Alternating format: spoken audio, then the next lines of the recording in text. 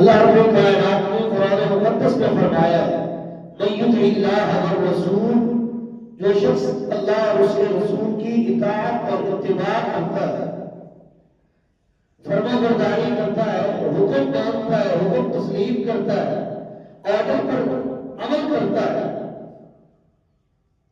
فَأُولَٰئِكَ مَعَ الَّذِينَ أَنْعَمَ اللَّهُ عَلَيْهِمْ، تو وہ شخص ان لوگوں کے ساتھ ہوگا جن پر اللہ نے انعام کیا ہے، اللہ کے انعام یافتہ، اللہ کے برگزیدہ، اللہ کے چنے گئے، اللہ کی طرف سے سلیکٹڈ پرسنالٹیز، جن پر اللہ نے اپنی رحمتوں کا اور اپنی برکتوں کا اور اپنی نعمتوں کا حضور فرمایا ہے، اور وہ شخصیات وہ فگر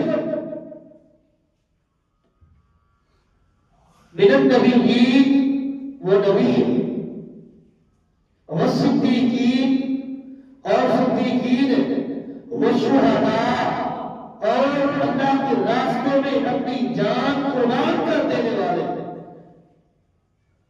والصالحین، اور وہ لوگ جو نیک صالح ہیں، اچھائیاں کرتے، نیکیاں کرتے، اللہ کی فرمانبرداریاں کرتے، وَحَسُنَ أُولَٰئِكَ رَفِیقًا، اور یہ سب سے اچھی رفاقت ہے، دوستی ہے، یارانہ ہے، اچھا تعلق ہے، اچھا ریلیشن شپ ہے، مگر عطا اس کو ہوگا جس نے اللہ اور اس کے رسول کی اطاعت کی، اور جن لوگوں نے اطاعت کی اللہ نے صدیقین کا درجہ دیا، شہداء کا رتبہ عطا فرمایا، صالحین کا مقام عطا فرمایا۔ اب ہمارے اوپر رسول اللہ صلی اللہ علیہ وسلم کی اطاعت فرض ہے اور واجب ہے۔ جب ہم اپنے اس فرض کو بجا آوری کے ساتھ مکمل کریں گے، پورا کریں گے، تو پھر ہمارے اوپر بھی اللہ اپنے کائنات کی طرف سے انعامات ہوں گے۔ ان لوگوں نے پورا کیا، اللہ نے کیا فرمایا؟ فَإِنْ آمَنُوا بِمِثْلِ مَا آمَنْتُم بِهِ فَقَدِ اهْتَدَوْا، اگر تم ایمان لانا چاہتے ہو اور اگر تم ہدایت کا راستہ ڈھونڈنا چاہتے ہو، ہدایت کے راہی بننا چاہتے ہو، ہدایت کے راستے پر چلنا چاہتے ہو، اپنے آپ کو راہ ہدایت پر چلانا چاہتے ہو، تو ایمان لے آؤ، جس طرح صحابہ محمد رسول اللہ پر ایمان لے آئے۔ تم ہدایت پر ہو، وہ ایمان کس طرح لے آئے؟ اطاعت کے ذریعے ان لوگوں نے ایمان قبول کیا، اللہ نے ان کے ایمان کو معیار ایمان بنایا۔ یہ معیار ایمان بننے کی بیسک ریزن یہ اطاعت اللہ اور اطاعت رسول اللہ صلی اللہ علیہ وسلم۔ جب تک اطاعت اللہ اور اطاعت رسول نہ ہوتی تو معیار ایمان نہیں بن سکتے تھے، اور انہوں نے کر کے دکھایا۔ خلیفہ اول جناب سیدنا ابو بکر صدیق رضی اللہ تعالی عنہ فرمایا کرتے تھے کان یعمل کان النبی صلی اللہ علیہ وسلم یعمل به الا عملت به، جو کام امام الانبیاء نے کیا الا عملت به، میں بھی اس کام کو کروں گا، میں بھی اس کام کو کروں گا اگر میں نے ان طرح تشریح بھی، اگر اس میں سے کسی ایک چیز کو ایک اور ایران میں ان طرح تشریح من امر ہی، رسول اللہ کے کسی ایک حکم کو، کسی ایک آرڈر کو میں نے ترکا، چھوڑ دیا، ان عزیزہ، اللہ مجھے گمراہ کر دیتا۔ جو حکم محمد رسول اللہ کا ہے، جو کام امام الانبیاء نے کیا ہے، جس کام کو امام الانبیاء نے مکمل کیا، جس کام کو امام الانبیاء نے لوگوں کے سامنے کر کے دکھایا، اگر میں نے کسی ایک عمل کو چھوڑا، ابو بکر صدیق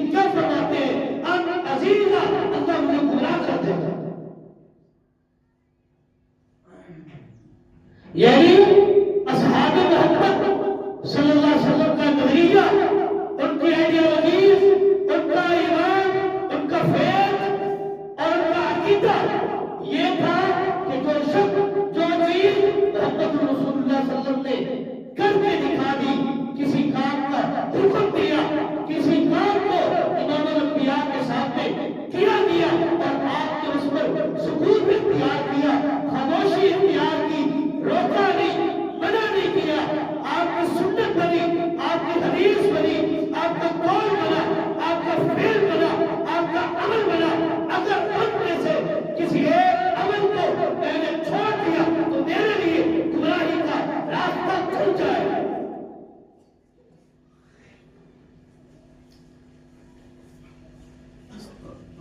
اتباع رسول اصل الرسول دین ہے۔ دین کی بنیاد، دین کی اساس، اسلام کی بیس، شریعت کی بنیاد، اصل رسول رسول اللہ صلی اللہ علیہ وسلم کی اطاعت ہے۔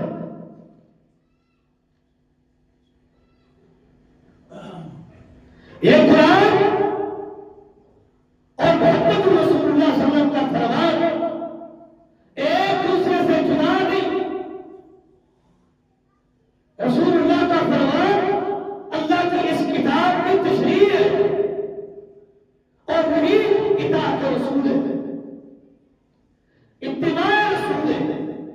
اللہ کا حق لاکھوں سے بھی زیادہ، کروڑوں بار جتنے بھی انعامات کیے گئے ان میں سب سے بڑا انعام اور احسان اللہ کا، اللہ نے ہمیں محمد رسول اللہ کا امتی بنایا ہے، اس نبی کا پیروکار بنایا ہے،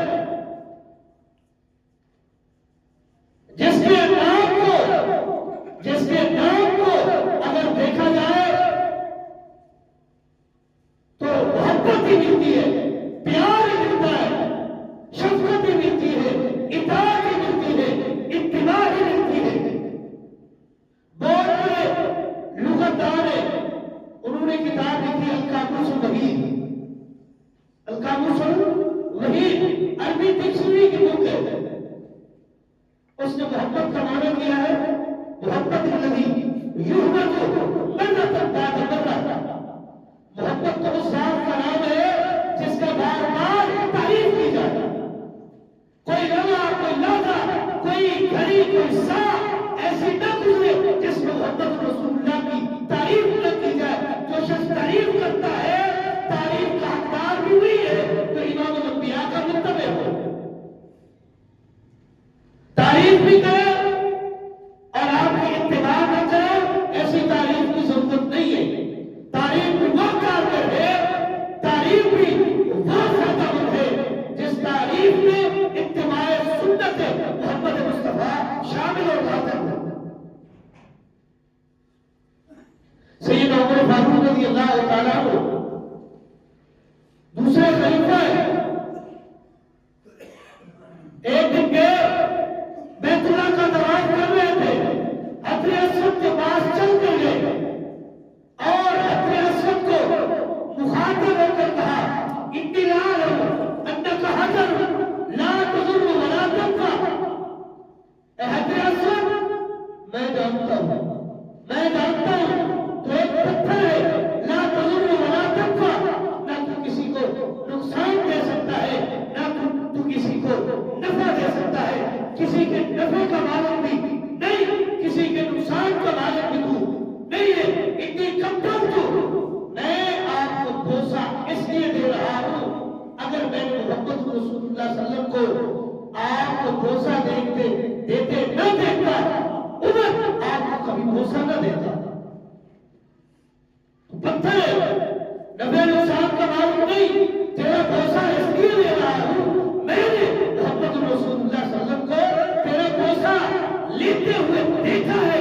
آپ کی اتباع کی وجہ سے، آپ کی پیروی کی وجہ سے، آپ کی محبت کی وجہ سے، آپ کی اطاعت کی وجہ سے میں نے آپ کو جو بوسہ دیا ہے، وگرنہ تو نفع نقصان کا مالک نہیں ہے۔ مجھے بوسہ دینے پر مجبور اگر کسی چیز نے کیا ہے تو محمد رسول اللہ کی محبت میں کیا ہے۔ آپ اتباع نے کیا ہے، آپ کے پیار نے کیا ہے، آپ کی محبت نے کیا ہے، آپ کے اتباع نے مجھے مجبور کیا ہے کہ میں اس پتھر کو بوسہ دے رہا ہوں جس کے بارے میں جانتا ہوں نہ کہ نفع کا مالک نہ نقصان کا مالک۔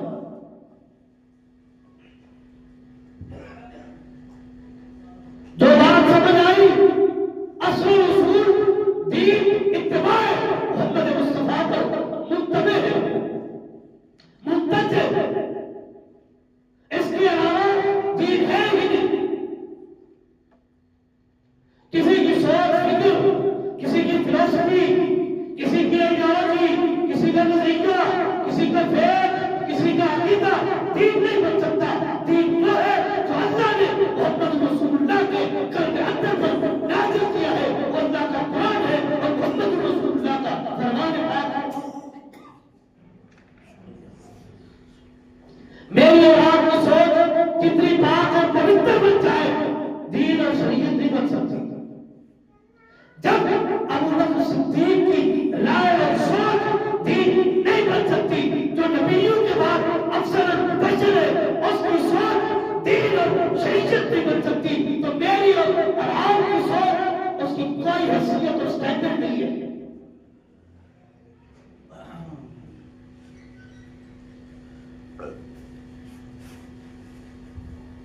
سیدنا عمر رضی اللہ تعالیٰ عنہ کا تذکرہ چڑھ گیا، کسی ایک صحابی کی اتباع رسول کے واقعات کو اگر اس کی گردانی کی جائے تو کئی گھنٹے ہوئے جائے، اتباع محمد مصطفیٰ پر مثالیں ہی مثالیں ملتی رہے۔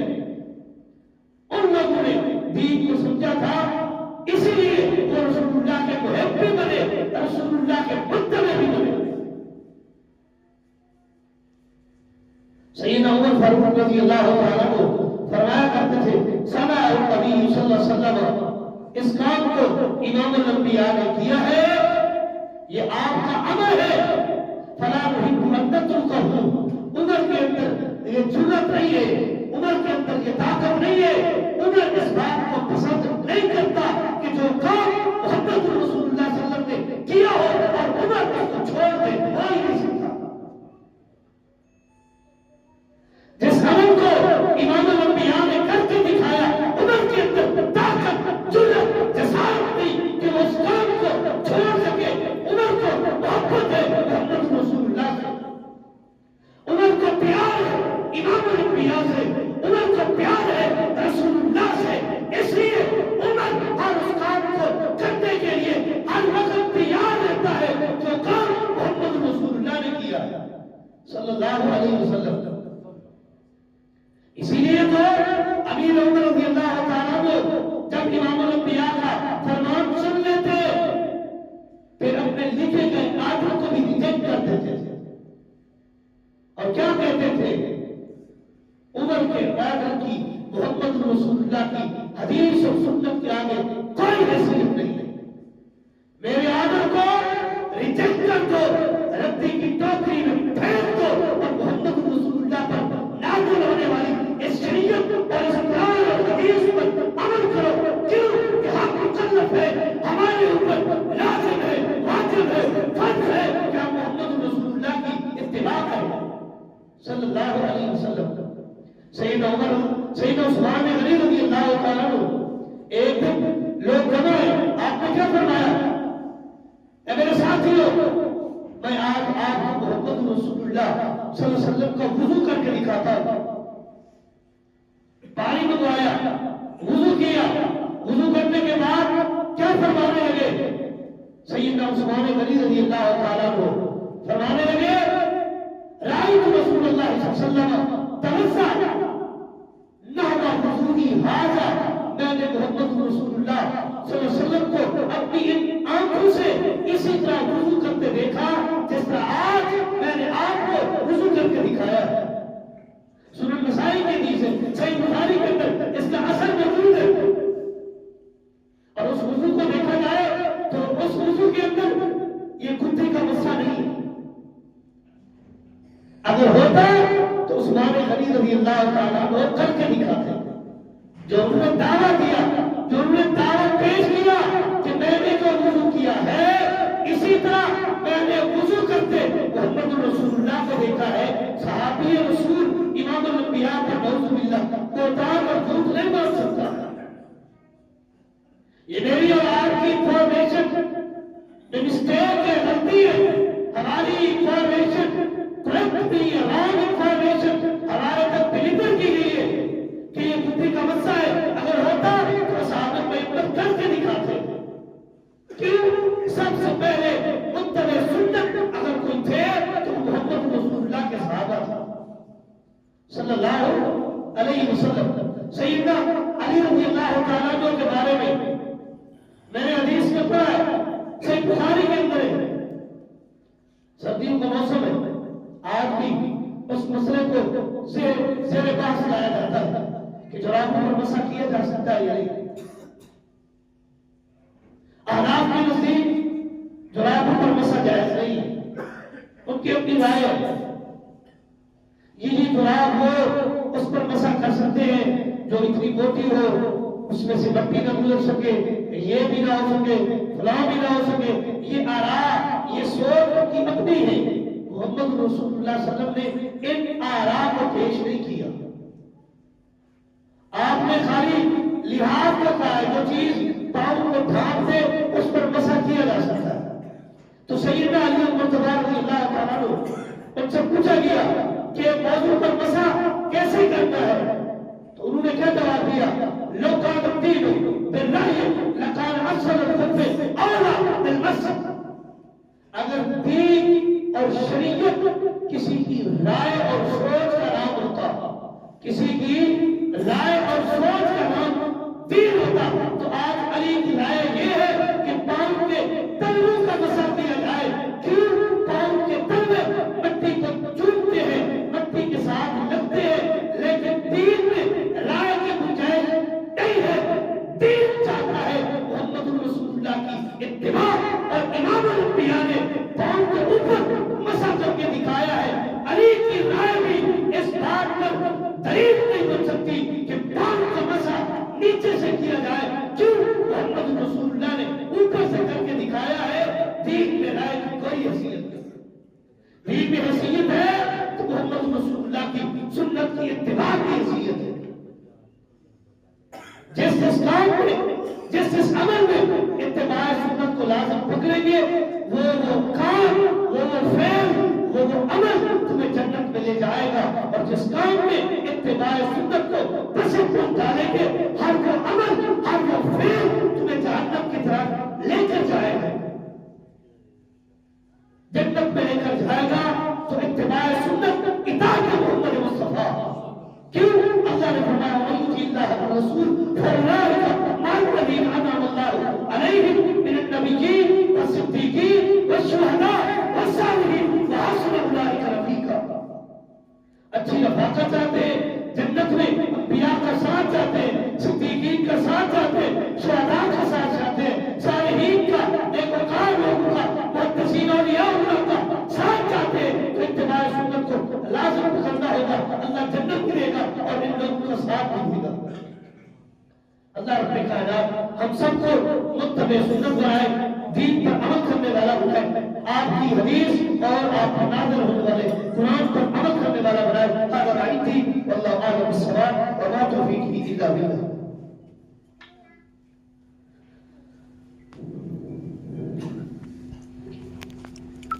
الحمد لله